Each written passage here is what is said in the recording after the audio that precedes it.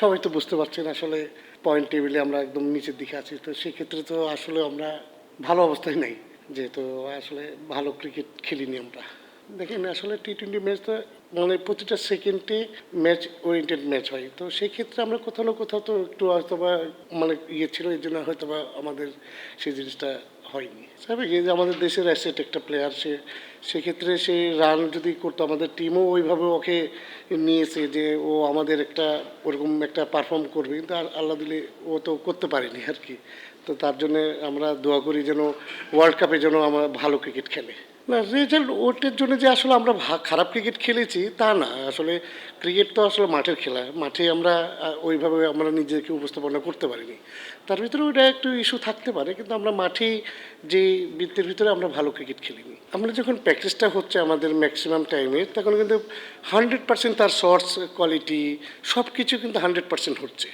মানে কালকেও যখন আমরা নিট করছি, সব থেকে ভালো ব্যাটিং করছে সাইফ হাসান, কিন্তু ভাই লাস্ট কয়েকটা সিরিজও সে ভালো ক্রিকেট খেলছে বাংলাদেশের হয়ে, কিন্তু আসলে আমাদের এই টুর্নামেন্টে সে আসলে সাকসেস হতে পারেনি।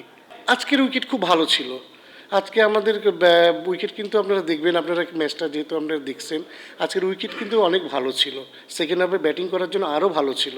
আমরা দেখেন এত আমরা পাওয়ার প্লেতে বেশ উইকেট ফল করছি, তারপরে আমরা 170 রান করছি। আমরা আমাদের টিম থেকে যথেষ্ট তাকে মানে পুশ করছি যে ও আমাদের কামব্যাক করুক, কেন আমরা টিমের তো আমাদের যে অবস্থায় সিচুয়েশনটা আছে, যে টিমটা আমাদের হয়তো বা গ্রুপ 4-এ নাও যেতে পারে, কিন্তু আমরা চাচ্ছি যে সাইফটা রান করে আমাদের ওয়ার্ল্ড কাপে কিছু করুক আমাদের দেশের হয়ে, এটা আমরা ট্রাই করছি। এবং টিম ম্যানেজমেন্ট থেকে ওভারঅল সবাই আমরা ওই জিনিসটাকে আশ্বস্ত করছি এবং কনফিডেন্স দিচ্ছি আমরা কন্টিনিউ। ফিল্ডিং কিন্তু আজকে কিন্তু বিগত আমি আমি তো যে কটা ম্যাচ হয়েছে আজকে কিন্তু বিগত আমার আজকে কিন্তু খুব খারাপ ফিল্ডিং করছে, কিন্তু এর আগেরগুলো যদি আপনারা দেখেন মানে, তো আমাদের টিম কিন্তু 5 থেকে 6 ম্যাচ পর মনে হয় ক্যাচ পড়ছে আজকে। এই 6 ম্যাচের ভিতরে একটা ক্যাচও আমাদের ড্রপ করেনি প্লেয়াররা। আজকে হয়তো বা আজকের ম্যাচটা একটু অনেক বিগ ম্যাচ, আমাদেরও একটা সম্ভাবনা ছিল যে আমরা জিতলে, পরের ম্যাচটা জিতলে আমরা গ্রুপ আমরা 4-এ যেতে পারবো। না, আমি প্রথম ম্যাচ থেকেই ছিলাম, আমি আবার এই ফার্স্ট ম্যাচের পরে আমি উমরাতে যাই। আমরা সবাই মিলেই আমরা বসি, আমরা ক্যাপ্টেন হোক, ওনার আছে, সিনিয়র পার্সন প্লেয়াররা আছে, সবাই মিলে আমরা টিমটা রেডি করি। না, তোফাইল ম্যাচ খেলছে, একটা আমরা ম্যাচ খেলছি, আমাদের যে কেউ না খেলা প্লেয়ার নাই এখানে, অলমোস্ট সবাই কিন্তু ম্যাচ খেলছে আমাদের, কিন্তু পরের ম্যাচে কন্ডিশন অনুযায়ী, সিচুয়েশন অনুযায়ী হয়তোবা ওই ম্যাচটা হয়তোবা তাকে আবার বাইরে রেখে আবার টিম সাজানোর জন্য আমরা প্ল্যান করি। কিছুটা তো অবশ্যই মানে কিছুটা তো আপনারা নিজেরাও মিডিয়াতে জানেন যে কিছুটা হলেও তো এর ইম্প্যাক্ট একটু পড়ছে আমাদের।